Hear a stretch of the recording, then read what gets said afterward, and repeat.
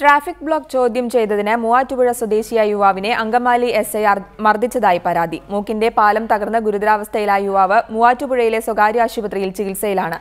കിരാതമായ മർദ്ദനമുറയാണ് പോലീസിന്റെ ഭാഗത്തുനിന്നുണ്ടായതെന്ന് ചികിത്സയിൽ കഴിയുന്ന മൂവാറ്റുപുഴ സ്വദേശി സജി റിപ്പോർട്ടറോട് പറഞ്ഞു. അങ്കമാലി എസ്ഐ അനൂപ്, ASI രാജൻ എന്നിവരാണ് തന്നെ ക്രൂരമായി മർദ്ദിച്ചതെന്ന് സജി പറഞ്ഞു. ചാലക്കുടിയിൽ നിന്ന് മൂവാറ്റുപുഴയിലേക്ക് വരവേ അങ്കമാലി LF ജംഗ്ഷനിൽ വെച്ചുണ്ടായ തർക്കമാണ് മർദ്ദനത്തിന് കാരണം.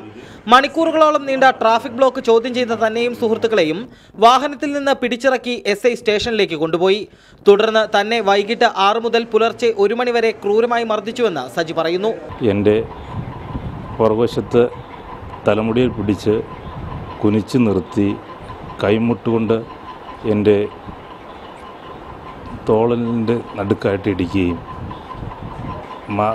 അകാരണമായി മർദ്ദിക്കുകയും ചെയ്തു.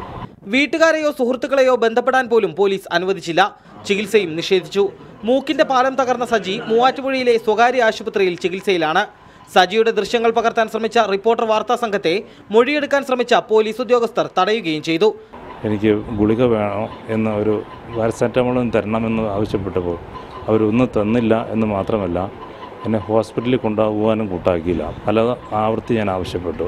സംഭവത്തിൽ ശക്തമായി പ്രതിഷേധിക്കാൻ മൂവാറ്റുപുഴ കോൺഗ്രസ് ബ്ലോക്ക് കമ്മിറ്റി തീരുമാനിച്ചിട്ടുണ്ട്.